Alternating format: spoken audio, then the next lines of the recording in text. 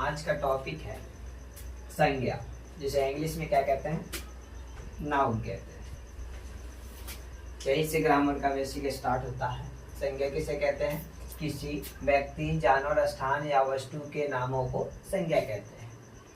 किसी व्यक्ति, जानवर, स्थान या वस्तु के नामों को संज्ञा कहते हैं। हमारे आसपास में जितने भी वस्तु देखने को मिलते हैं सबका कुछ ना कुछ नाम होता है, उन्हीं को संज्ञा कहते हैं। सिंपल भाषा में इंग्लिश में क्या कहता है, noun is a naming word, यानी कि जितने भी चीज दिख रहे हैं आसपास में सबका कुछ ना कुछ नाम होता है, उसी को संज्ञा कहते हैं। ओके, अब संज्ञा का प्रकार होता है, संज्ञा के भेद होते हैं। तो संज्ञा के कितने भेद होते हैं? लिखा है संज्ञा का भेद। संज्ञा के 5 भेद होते हैं: व्यक्तिवाचक संज्ञा, जातिवाचक संज्ञा, समूहवाचक संज्ञा, द्रव्यवाचक संज्ञा एवं भाववाचक संज्ञा। जातिवाचक संज्ञा किसे कहते हैं? किसी व्यक्ति, स्थान या वस्तु के। व्यक्तिवाचक संज्ञा किसे कहते हैं? किसी व्यक्ति, स्थान या वस्तु के खास नामों को, व्यक्ति के खास नामों को व्यक्तिवाचक संज्ञा कहते हैं। यानी कि किसी भी व्यक्ति हो, स्थान हो, वस्तु हो, उनके खास नामों को क्या कहते हैं? हम व्यक्तिवाचक संज्ञा कहते हैं। जैसे कि एग्जाम्पल इसमें दिया गया है राम।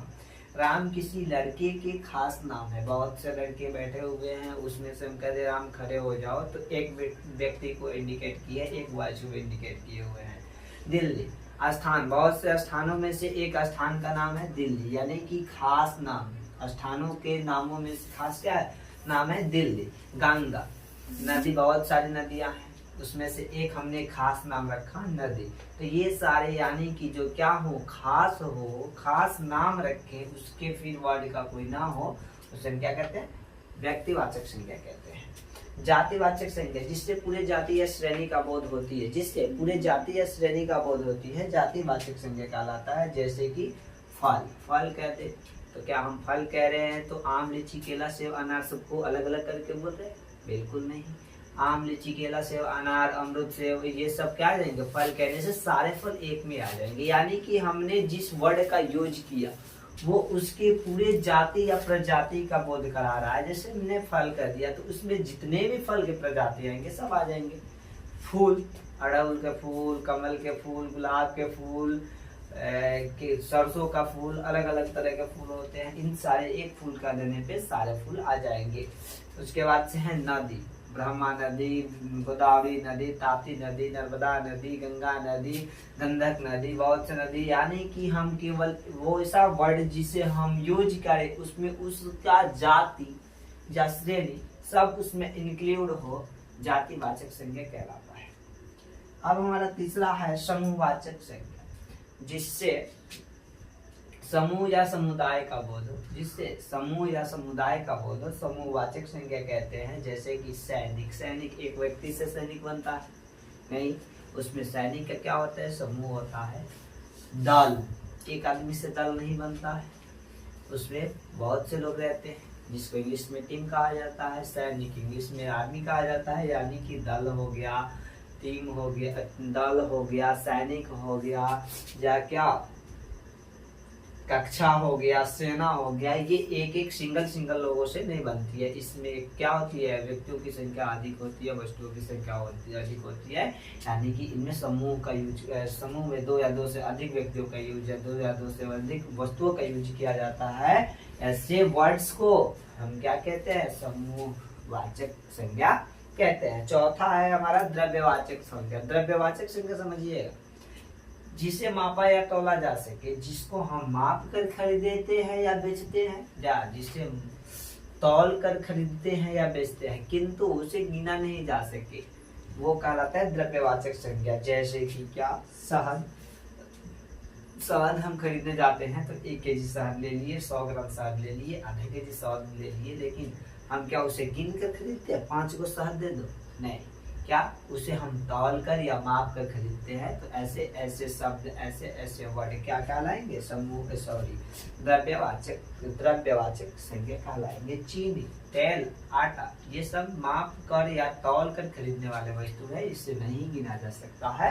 ऐसे में ये सब किस संज्ञा के भाग में आएंगे? तो द्रव्यवाचक संज्ञा के भाग में आएंगे। एक इसमें नहीं छूट गया है जगह की कमी से, जो है क्या, भाववाचक संज्ञा है। क्या है, भाववाचक संज्ञा है। उसे भी हम इसी क्लास में बता देंगे। संज्ञा के प्रकार का 5वां प्रकार ये होता है भाववाचक संज्ञा। तो भाववाचक संज्ञा किसे कहते हैं, हम लोग जान चुके हैं कि संज्ञा के कितने भेद होते हैं। संज्ञा के 5 भेद होते हैं। व्यक्तिवाचक संज्ञा, जातिवाचक संज्ञा, द्रव्यवाचक संज्ञा, समूहवाचक संज्ञा और क्या, भाववाचक संज्ञा। एक एक करके हमने पढ़ लिया है। अब लास्ट बारी है भाववाचक संज्ञा। जिन शब्दों से किसी व्यक्ति, वस्तु या स्थान के गुण, दोष, दशा, अवस्था, भाव या धर्म का बोध होता है, भाववाचक संज्ञा कहलाता है। जैसे बचपन, इसे छुआ या देखा नहीं जा सकता है, केवल महसूस किया जा सकता है। जैसे बचपन को छू या देख नहीं सकते हैं, लेकिन केवल महसूस कर सकते हैं। मिठास, बुढ़ापा, दुख, ईमानदारी, ये नहीं दिखते हैं, नहीं टच करने को मिलते हैं, इसे हम केवल महसूस कर सकते हैं। ऐसे ऐसे वर्ड क्या कहलाते हैं, भाव प्रकट करते हैं। ऐसे ऐसे वर्ड क्या कहलाते हैं, भाववाचक संज्ञा कहलाते हैं। ठीक है, भाववाचक संज्ञा रिपीट करते हैं। जिन शब्दों से किसी व्यक्ति, वस्तु या स्थान के गुण, दोष, दशा, अवस्था, भाव या धर्म का बोध होता है, भाववाचक संज्ञा कहलाता है। जैसे बचपन, मिठास, बुढ़ापा, दुख और ईमानदारी इत्यादि, ये सारे होते हैं। अक्सर ऑब्जेक्टिव में पूछे जाते हैं ऐसे ऐसे क्वेश्चन करके कि बताइए कि क्या चीनी कौन सी संज्ञा है। यहाँ संज्ञा का प्रकार दे दिया जाए तो चीनी कौन सी संज्ञा है, आप लोग बताइए। चीनी कौन सी संज्ञा है। चीनी को हम लोग कैसे खरीदते हैं, माप या तौल करके खरीद सकते हैं। इससे गिना नहीं जा सकता है तो सीधे मार देंगे। याद रखना चाहिए, जिससे मापा या तौला जा सके किंतु नहीं गिना जा सके, द्रव्यवाचक संज्ञा कहलाता है। सीधे मार देंगे द्रव्यवाचक संज्ञा पे। समझ में आया। अब सीधे पूछ लिया जाए क्वेश्चन, गंगा कौन सी संज्ञा है। गंगा कौन सी संज्ञा है, तो नदी के खास नाम है। तो किसी व्यक्ति, स्थान या वस्तु के खास नामों को क्या कहते हैं, क्या कहते हैं। किसी व्यक्ति, वस्तु या स्थानों के खास नामों को क्या कहते हैं, व्यक्तिवाचक संज्ञा कहते हैं। तो गंगा कौन सी संज्ञा हो जाएगी, व्यक्तिवाचक संज्ञा हो जाएगी। कौन सी संज्ञा हो जाएगी, व्यक्तिवाचक संज्ञा हो जाएगी। अब यहीं पे फिर क्वेश्चन कर दे, लड़का कौन सी संज्ञा है। लड़का कौन सी संज्ञा हो, क्या लड़का कहने से एक लड़के का बोध हो रहा है। लड़का जाति के पूरे लड़कों का बोध हो जा रहा है। लड़का कहें तो पूरे लड़कों का। हम आपका दें क्लास में लड़कियों खड़े हो जाओ तो कौन लड़का खड़ा होगा, पूरा क्लास का लड़का खड़ा होगा ना। यानी कि लड़का कहने से पूरे जाति या श्रेणी के, उस जाति या श्रेणी के जितने भी होंगे लड़के, सब का बोध होगा। तो ये ऐसे शब्द क्या कहलाते हैं, जातिवाचक संज्ञा कहलाते हैं। तो हम ऑप्शन देखेंगे और जहां भी मिल जाएगा जातिवाचक, वहां पे हम क्या करेंगे, टिक कर लेंगे। समझ में आया। उसके बाद हमें मिल गया अगर दुख। दुख कौन सी संज्ञा है, तो भाववाचक संज्ञा है। जिन शब्दों से किसी व्यक्ति या स्थान, व्यक्ति वस्तु या स्थान के गुण, दोष, दशा, अवस्था, भाव या धर्म का बोध होता है, भाववाचक संज्ञा कहलाता है। दुख क्या होता है, ये केवल हम महसूस कर सकते हैं, नहीं इसे हम देख सकते हैं, नहीं हम इसे छू सकते हैं, केवल महसूस कर सकते हैं। तो ये दुख कौन सी संज्ञा हो जाएगी, भाववाचक संज्ञा हो जाएंगी। कौन सी संज्ञा हो जाएंगी, भाववाचक संज्ञा हो जाएंगी।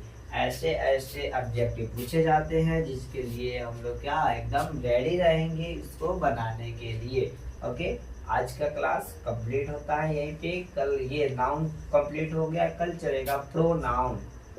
प्रोनाउन बोले तो सर्वनाम, इसको कल बताएंगे। नाउन के बाद प्रोनाउन।